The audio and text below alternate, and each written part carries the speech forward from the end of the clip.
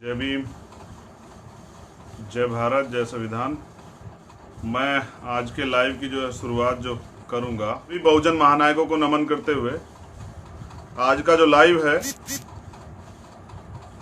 वो 24 तारीख में होने वाले राष्ट्रव्यापी आंदोलन जो पूरे देश में हर जिला मुख्यालय पर भीम आर्मी और आज़ाद समाज पार्टी के, वैसे तो मैं टीवी पे भी अपनी बात को रखता हूँ, लेकिन मेरी जो एक बड़ी ऑडियंस है, एक बड़ा समाज जो है वो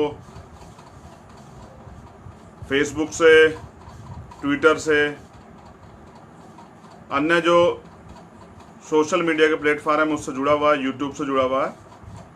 और क्योंकि फ़ोन गांव के अंतिम कोने में भी है और गरीब लोगों के पास भी है, तो वहां तक मेरी बात चली जाती है। इसलिए बार बार मैं लाइव आता हूं, क्योंकि जब मैं किसी बिहार जैसे क्षेत्र में जाता हूं और बहुत ऐसे गांव में जाता हूं जहां रोटी की भी दिक्कत है, लेकिन वहां मेरी माता बहनें मुझसे कहती है कि बेटा आज तक तो फ़ोन पे देखा था, आज तुझे सामने देख लिया, आशीर्वाद देती है। तो इसलिए मैं टीवी के साथ साथ जो है अपनी बात को रखने के लिए लाइव भी आता हूँ, क्योंकि मेरे गरीब समाज के जो लोग हैं वो इससे जुड़े हुए हैं। बहुत सारे लोग यहाँ तो आज तक भी टीवी नहीं पहुँच पाए। टीवी है तो केबल नहीं है, वो चैनल्स नहीं जिस पे वो देख लें। तो 24 तारीख का आंदोलन राष्ट्रव्यापी आंदोलन है, और इस आंदोलन की जरूरत क्यों पड़ी ये आप सब बेहतर जानते हैं।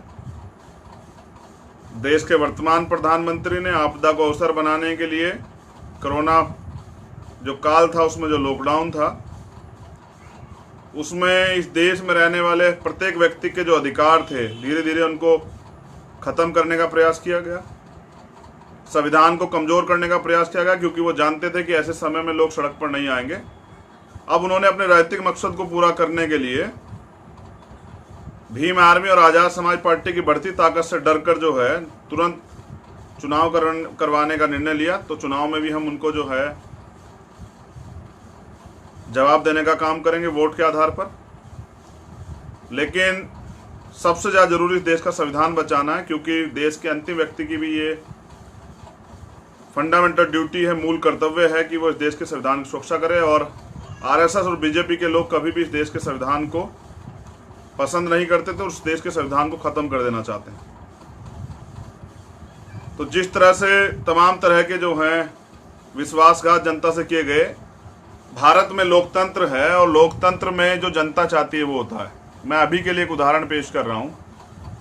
संसद से लेकर सड़कों तक विरोध है किसानों के खिलाफ।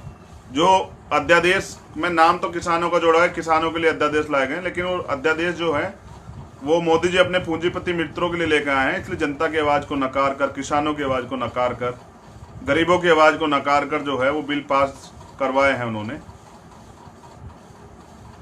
ऐसे सीए, एनपीआर, एनआरसी को उन्होंने लागू कराया था। तो जो जनता की भावनाओं के खिलाफ वो लोग फैसले ले रहे हैं, यही इनके सत्ता से बेदखल होने के कारण बनेंगे। जनता अब समझदार हो रही है। पूरे देश का किसान विरोध में है, लेकिन भारतीय जनता पार्टी की सरकार के लोगों ने कुछ नहीं सुना, वो तीनों अध्यादेश जो है पास करवा दिए। इसका मतलब ये होता है कि बीजेपी जो है तानाशाही कर रही है, उनको जनता की भावना से कोई मतलब नहीं।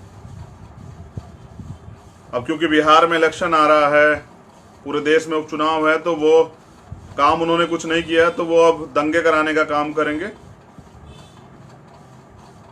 वो अब जो है राष्ट्रवाद का झूठा ढिंडोरा पीटने का काम करेंगे। वो अब धर्म और जाति की राजनीति करेंगे, कश्मीर और पाकिस्तान की बात करेंगे, चाइना की बात करेंगे, हिंदू मुसलमान की बात करेंगे। आप लोग जो है संविधान पर टिके रहना। मुझसे खतरा भी यही है कि मेरे वजह से जो है वो जो एकता बनती है कमजोर तबके के लोगों में, इस देश के दलित, पिछड़े, आदिवासी, मुसलमानों में और गरीबों में, उन लोगों की मैं जो बात उठाता हूं, जो जिनकी आवाज़ कोई नहीं उठाता, तो मुझसे तकलीफ भी यही सरकार को है। इसलिए मुझे बार बार जेल में डाला जाता है और तमाम तरह की परेशानी जाने पर, अपने पीड़ित परिवार से मिलने जाने पर मुकदमे होते हैं, मोटरसाइकिलें जब्त कर ली जाती हैं, गाड़ियाँ, टेम्पू जब्त कर ले जाते हैं, साइकिलें जब्त कर ली जाती, जैसे आजमगढ़ में हुआ। ये तानाशाही है। तो कानून व्यवस्था का बहुत बुरा हाल है। मैं ज्ञापन के बारे में आपको बता दूं कि जिस तरह से एक राजनीतिक संगठन को चलाने की, उसको आगे बढ़ाने की जिम्मेदारी हमारी है, जिसको आज़ाद समाज पार्टी के नाम से आप जानते हैं। जिस तरह से भीम आर्मी को अपने खून से सींचने का आप सब लोगों ने काम किया, उसी तरह से इस देश को भी हमें अपने खून से सींचना और इस देश को जो है, जो पूरी दुनिया में इसकी पहचान है, उसको बर्बाद नहीं होने देना है। क्योंकि मोदी जी अपने पूंजीपति मित्रों से मिलकर जो है इस देश को कमज़ोर बना देना चाहते हैं, इस देश में रहने वाले लोगों को गुलाम बना देना चाहते हैं, जिससे पूंजीपति इस देश में राज करें। हमें अपने देश को बचाना होगा। इसी कड़ी में ये आंदोलन, अगर लॉकडाउन ना होता तो मैं पहले ही सरकार को बता देता कि हमें कितनी क्षमता। हमने पहले भी ये साबित किया, चाहे 2 अप्रैल का मामला हो, चाहे दिल्ली में संत श्रोमणी सतगुरु रविदास जी महाराज का जो मंदिर तोड़ा गया था, जो गुरु घर तोड़ा गया था, उसको बचाने का मामला हो, या उसके अलग जो है 23 फरवरी का भारत बंद का मामला आरक्षण को लेके, तो हम जवाब दे सकते थे। क्योंकि हम संसद में बहुमत में नहीं है तो सड़क पे बहुमत में तो है ही। अब तो हम प्रयास कर रहे हैं कि संघर्षी लोगों को संसद और विधानसभा में भेजने का काम अब जो हम करेंगे आप लोगों के माध्यम से। तो आपको करना क्या है कि 24 फरवरी को आपको सभी जिला मुख्यालय पर भीम आर्मी और आज़ाद समाज पार्टी को क्रांतिकारी साथियों को मिलकर जो है संवैधानिक तरीके से अपना ज्ञापन देना है। 2 ज्ञापन आप लोग जो हैं, मैंने भीम आर्मी के लिए भी और आज़ाद समाज पार्टी के लिए भी, हमारे सामाजिक संगठन के लिए भी और हमारे राजनीतिक संगठन के लिए भी ज्ञापन तैयार करवाएं, वो मैंने भेज दिए सभी जिला अध्यक्षों के पास, प्रदेश अध्यक्षों के पास। वो ज्ञापन की फोटोकॉपी सभी जिला अध्यक्ष निकाल लें, उसका प्रिंट आउट, और जिला अधिकारी को वो ज्ञापन जो है बाकायदा रिसीव करवाएं, उनसे सिग्नेचर लें। और अगर जल्द ही ये किसान विरोधी अध्यादेश जो मांगे हमारी, मैं उनको आपको पढ़ के तब्दीली से बताऊंगा विस्तार से, वो मांगे पूरी नहीं होगी तो इससे बड़ा कदम जो है देश में जन आंदोलन का जो है हम लोग उठाएंगे। क्योंकि मान्यवर काशीराम साहब ये कहते थे, अगर आप संसद में बहुमत में ना हो तो सड़क पे बहुमत में उससे रहना, जिससे कि सरकारें तानाशाह ना हो। इसलिए वो मजबूर सरकार की बात करते थे कि जिस सरकार में हमारी हिस्सेदारी होगी, सरकार मजबूर होगी, तो वो इस तरह के कदम नहीं उठाएगी जनहित के खिलाफ। तो मेरा कड़वा अनुभव बिहार से हुआ। हमारे लोगों के हालात बहुत अच्छे नहीं हैं, सामाजिक, राजनीतिक, आर्थिक कमजोरियां वहाँ पर हैं। जिस तरह से हमारे लोग अपना समय किस तरह पास कर रहे हैं, ये लोकतंत्र में नहीं होता है। लोकतंत्र में तो उनको बराबर के अधिकार दिए भारतीय संविधान ने, लेकिन नहीं मिले हैं क्योंकि लोग देना नहीं चाहते। तो पहली मांग जो है वो ये है कि राष्ट्र हित में जो सरकारी उपक्रम है, सरकारी संस्था जिनको बेचा जा रहा है अपने पूंजीपति मित्रों को, बड़ा एक खेल बना के इस देश में दोबारा से ईस्ट इंडिया कंपनी को स्थापित करने के लिए, ईस्ट इंडिया कंपनी की जगह इस बार उसका नाम रिलायंस ग्रुप हो सकता है, उसे स्थापित करने के लिए, छोटा व्यापार खत्म करने के लिए, सभी जाति धर्म के लोगों को ठगने के लिए जो सरकारी डिपार्टमेंट खत्म किए जा रहे हैं। प्राइवेट के हालात आप जानते हैं कि प्राइवेट में क्या होता है, प्राइवेट में किस तरह से जो लूट खसोट होती है। मैंने उदाहरण के तौर पे कल भी मीडिया के माध्यम से बताया था कि प्राइवेट स्कूल और सरकारी स्कूल की फीस आप देख लीजिए, प्राइवेट ट्रेन और सरकारी ट्रेन की जो है आप टिकट के पैसे देख लीजिए, या किसी भी तरह के प्राइवेट सामान की और सरकारी सामान जो मिलता है उसकी तुलना आप कर लीजिए, आपको पता लग जाएगा कि प्राइवेट क्या है। और प्राइवेट में जो सुविधाएं आपको हैं, सुविधाओं के नाम पर कितनी मोटी रकम जो है वसूली जाती है, और उसके खिलाफ आप कुछ नहीं कर सकते, आप बेहतर जानते हैं। सरकारी में लोगों की जिम्मेदारी है, सरकार से जुड़े लोगों की, सरकार के वो आम आदमी के लिए सरकारी संस्थाएं आम आदमी के हितों के लिए है, उन पर जवाबदेही है, उन पर आप अपना विरोध दर्ज करा सकते हैं, लेकिन प्राइवेट में नहीं करा सकते हैं। प्राइवेट में तो अगर हॉस्पिटल में आपके व्यक्ति की डेथ हो जाती है तो लाश भी तब तक आपको नहीं मिलेगी जब तक आप पैसे नहीं जमा करेंगे। ये प्राइवेट है, आपको समझना पड़ेगा। गरीबों के लिए प्राइवेट का कोई मामला नहीं।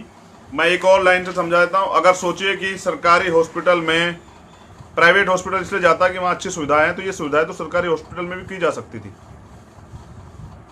आदमी प्राइवेट स्कूल में अपने बच्चों का इसलिए एडमिशन कराता है कि वो कहते हैं सरकारी स्कूल में अच्छी पढ़ाई नहीं हो रही है, तनख्वाह तो सरकारी कर्मचारियों को मिल रही है, लेकिन हो क्यों नहीं रही है? हो इसलिए नहीं रही है कि अगर षड्यंत्र से वहाँ पढ़ाई को नहीं रोका जाएगा तो प्राइवेट स्कूलों की जरूरत क्या होगी। अगर षड्यंत्र से सरकारी अस्पतालों में सारी सुविधाएं अगर हो जाएंगी तो षड्यंत्र करके ही तो प्राइवेट हॉस्पिटल चलेंगे। अगर वहाँ सरकारी अस्पतालों में सुविधाएं होंगी तो प्राइवेट हॉस्पिटल की क्या जरूरत है? तो अगर सरकारी सुविधाएं होंगी तो प्राइवेट की क्या जरूरत है, अगर सस्ती सुविधाएं होंगी तो प्राइवेट की क्या जरूरत है। ये बात समझने की बात है। कुछ लोगों को अभी समझ में नहीं आएगी, जिन पे धार्मिक गुलामी जो है, जिन पे मानसिक गुलामी जो है चढ़ी हुई है, कुछ दिनों में समझ में आएगी। किसानों को समझ में आ रही है, नौजवानों को समझ में आ रही है, गरीबों को समझ में आ रही है। इस सरकार में इस तरह महिलाओं पर उत्पीड़न हो रहे हैं, उनको समझ में आ रही है। इन्होंने ये अध्यादेश ला के किसानों की कमर तोड़ दी। लॉकडाउन के समय में इन्होंने बिना नीति के लॉकडाउन करके मजदूरों की, गरीबों की कमर तोड़ दी। इन्होंने नई शिक्षा नीति लाके उसमें जो इनके सरकारी हथकंडे जो अभी आपने नहीं देखे हैं, प्राइवेट की महंगी शिक्षा करके इन्होंने नौजवानों की कमर तोड़ दी, युवाओं की कमर तोड़ दी, स्टूडेंट की कमर तोड़ दी। जिस तरह से इन्होंने सरकारी डिपार्टमेंट खत्म करने शुरू किए। करोड़ों माँ बाप के सपने थे कि उनके बच्चे सरकारी नौकरियां करेंगे और अपने जीवन को सुरक्षित करेंगे। बड़ी तैयारी से उन्होंने उन बच्चों पे मेहनत की थी। ये सरकारी डिपार्टमेंट खत्म करके उनके सपनों खत्म कर रहे हैं। और दलित, आदिवासी, पिछड़े वर्ग के, जो पिछड़े समाज के जो लोग हैं, बैकवर्ड जो मुस्लिम हैं, उनके लिए जो आरक्षण की व्यवस्था थी उसको खत्म करने का बड़ा षड्यंत्र ये है। क्योंकि 2 अप्रैल को आपकी ताकत से लोग डर गए थे। इनको पता है कुछ भी अगर किया जाएगा तो आपके खिलाफ जन आंदोलन होगा, और जन आंदोलन में वो ताकत है, किसी की भी सत्ता को उखाड़ सकते हैं। तो इसलिए षड्यंत्र किया जा रहा है। तो पहली मांग यही है कि सारी सरकारी उपक्रमों को जो बेचा जा रहा है उनको बंद किया जाए, निजीकरण पे तत्काल प्रभाव से रोक लगाई जाए। दूसरी मांग यह है कि निजी क्षेत्रों में आरक्षण की व्यवस्था जो है की जाए, क्योंकि जो लोग आज भी इतना भेदभाव करते हैं ओप्रेस्ड क्लास के लोगों से, वंचित शोषित समाज के लोगों से, जो के बच्चों से, नौजवानों से, महिलाओं से जो इतना इस तरह का भेदभाव करते हैं। कई मामले ऐसे हैं जैसे मरने के बाद भी लाश नहीं जलने देते, मूछे रखने पे जो है मार पिटाई करते हैं, घोड़ी पर चढ़ने पे जिस तरह की जो होते हैं, वही लोग आज बैठे हुए, उन्हीं की सरकारें हैं। वो हमारे लोगों को कहाँ और किस पद पर रोजगार देंगे आप बेहतर जानते हैं। तो इसलिए जितने भी निजी क्षेत्र हैं उनमें जो है SC, ST, OBC और माइनॉरिटी के लोगों के लिए आरक्षण की व्यवस्था की जाए। ये एक मजबूत मांग है। और अभी लेटरल एंट्री आउट जो है आउटसोर्सिंग पे और संविदा पे जिस तरह से इन्होंने वैकेंसी निकाल के सरकारी नौकरियों को खत्म करने का काम किया है, जिस तरह से इन्होंने नए सरकारी पद सृजन नहीं होंगे उसकी भी बात की है, उसके लिए भी ऑर्डर निकाला है सेंट्रल गवर्नमेंट ने। तो युवाओं ने पूरे देश में आंदोलन किया और युवाओं की मजबूत आवाज को बल देने के लिए आज़ाद समाज पार्टी और भीम आर्मी में, क्योंकि एक बड़े पैमाने पर नौजवान काम करते हैं, बहादुर नौजवान योद्धा काम करते हैं, उनकी मांग को ध्यान रखते हैं इसमें तीसरी मांग ये रखी गई कि सरकार जो है, ये कहने से काम नहीं चलेगा कि जैसे रविशंकर प्रसाद जी ने कहा कि हमने नौजवानों को हमने रोजगार देने का ठेका नहीं ले रखा। आपने सरकार में आप बैठे हैं, आपसे अगर नहीं रोजगार दिया जा रहा, जैसे हमने नारा भी दिया कि काम दो या पगार दो, युवाओं को रोजगार दो, अगर आप ये नहीं कर पाते हैं, रोजगार नहीं दे पाते, तो आपको कुर्सी खाली कर देनी चाहिए। तो चौथी मांग जो है वो सफाई कर्मचारियों के लिए। मैं भी नोएडा में गया था सफाई कर्मचारियों के आंदोलन में, मैंने उनसे वादा किया था इस मांग को मैं पूरे देश स्तरीय, राष्ट्रव्यापी स्तर पे जो है उठाऊंगा। तो ये मांग है हमारी कि सफाई कर्मचारियों को समान काम समान वेतन के आधार पर जो है उनकी जो संविदा और कई तरह से जो ठेकेदारी की पे आपने उनको नौकरी आप करवा रहे हैं, कोरोना वॉरियर्स जिनको आप कहते हैं, जिन्होंने लॉकडाउन के समय में भी घर पे ना रह के जनता की सेवा की, उनको आप लाठियों से पीटते हैं, उनको आप जेल भेजते हैं, उनकी हमारी माताओं बहनों पे आप जो है लाठियां बजाते हैं। तो मैंने तो कहा कि जिस दिन हम लोग सरकार में आएंगे तो पहले दिन मैं ऐसे सभी कर्मचारियों को जो है नियमित कर दूंगा। लेकिन सरकार से भी हमारी मांग रहेगी कि इन्हें नियमित किया जाए और एक सरकारी नियुक्ति इनको जो है दी जाए, जिससे कि अपने परिवार का पालन पोषण कर सकें। क्योंकि सीवर में हमारे लोग मरते हैं, तरह तरह का अपमान हम लोग सहते हैं। यहाँ काम करने वाले की वैल्यू नहीं है, यहाँ जाति देख के लोग जो हैं इंसान की वैल्यू समझते हैं। जातिवाद इस देश के लिए अभिशाप है, मुझे इससे नफरत है।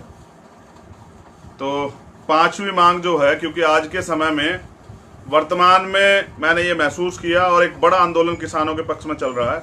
मैं भी एक किसान का बेटा हूँ, मैं किसानों की तकलीफ को समझता हूँ, मैंने खेती की है।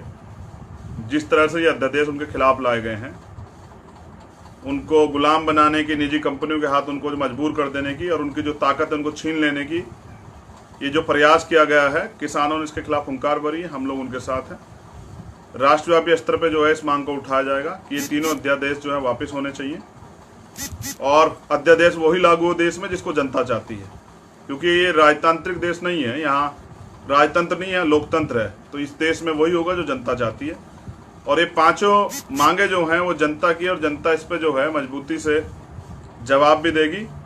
अब मैं जो निर्देश है वो आप सब लोग ये हैं कि आपको अपनी मांगों की तख्तियां बनानी है।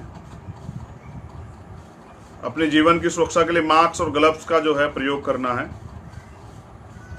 इन्होंने सोशल डिस्टेंसिंग का नाम दिया। मैं अक्सर जो है सुनता हूं कि सामाजिक दूरी बना के रखिए, जबकि सामाजिक दूरी तो इस देश में बहुत दिनों से है। फिजिकल डिस्टेंस का पालन करते हुए जो है आप लोग अपना ज्ञापन दें।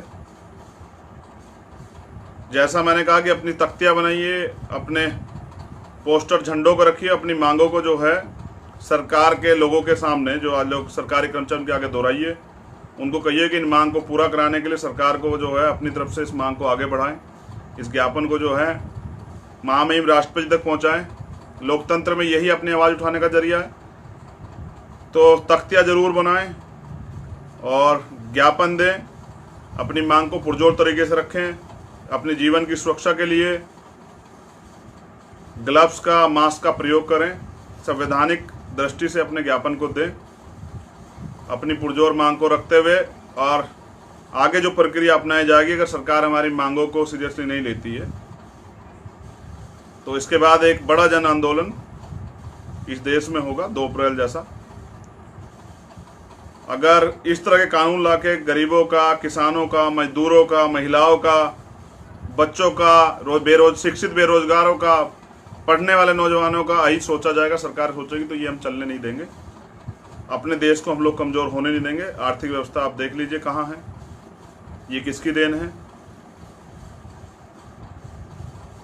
यहाँ जुडिशरी भी है, मगर आप देख लीजिए कि जहाँ सुमोटो लेके सुप्रीम कोर्ट को देखना चाहिए कि जिन लोगों के हाथ में सत्ता जो देश को बर्बाद कर रहे हैं, उनको सत्ता से बेदखल करने का जो है जन आंदोलन भी हम लोग तैयार करेंगे। और माननीय न्यायालय को भी इन पे जो है संज्ञान लेना चाहिए।